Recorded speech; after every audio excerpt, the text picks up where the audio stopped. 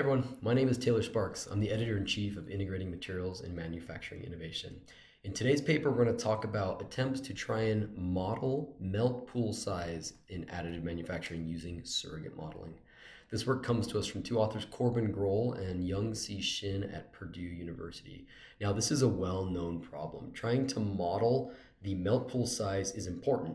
But there is complex thermal cycling and a variety of defects that all come as a result of this, right? The pool size impacts the cooling rate, which impacts the microstructure, which impacts defects. So it's important. And there's been a lot of attempts to try and model it over the years. For example, the authors point out that there have been mesoscale models, right? Ranging from conduction models, which are sort of like on the low computational end, all the way to the high fidelity, high computation end of computational fluid dynamics models, and everywhere in between. So the trade-off here is that these high fidelity models, they offer more accurate predictions, but they come at extreme cost. I just put it in perspective here.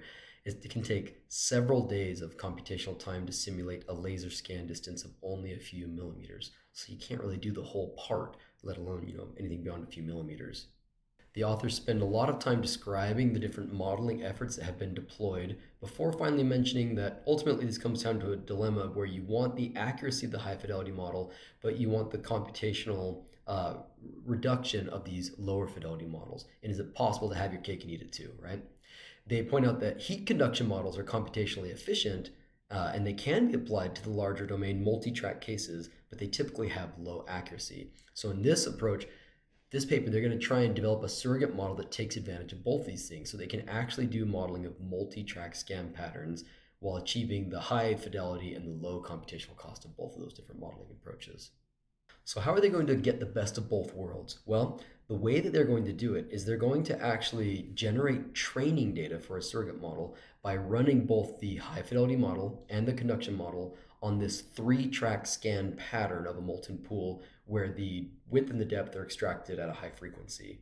And then they're going to train the model using just the CM predictions as inputs and try and predict the HFM as the outputs, right? Take in the low fidelity data as your input and be able to predict the high fidelity. Pretty interesting, right?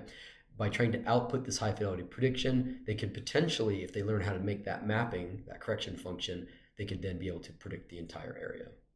So their workflow looks something like this. Generate data where you're simulating over the same 3-track region with both models at these 2 different temperatures. Train a surrogate model using that data.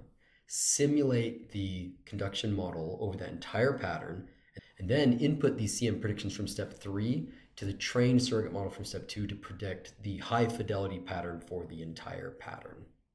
So this figure right here shows you what the different data actually looks like from both HFM and CM. So you can see the trade-off in fidelity and resolution when they're plotting it versus depth of the pool or width of the pool. Here they're showing you the different temperatures, right, along the different scan paths. And in the end, we're able to produce these remarkable graphs. Like, this is what we've been missing. This is a high fidelity prediction, right, of what the high fidelity scans might have been using low fidelity data as an input. We're actually seeing now the depth and the width as a function of the sort of whole scan pattern predicted over this entire thing. So what were some of the takeaways? Like, clearly, they noticed that it's not enough to do modeling on a single scan pattern. They know that because they looked at the melt pool, geometry in the center of the scan pattern. They looked at it on the edge of the pattern, and they're not the same thing. So it's important to be able to model the entire pattern. They also noted that this approach where they take in low fidelity conduction model data and predict the high fidelity model actually works. They're able with this surrogate model to do reasonably accurate predictions of the high fidelity data. And finally, they point out that this is probably something that can be extended to other approaches where you're worried about industrially relevant scan patterns.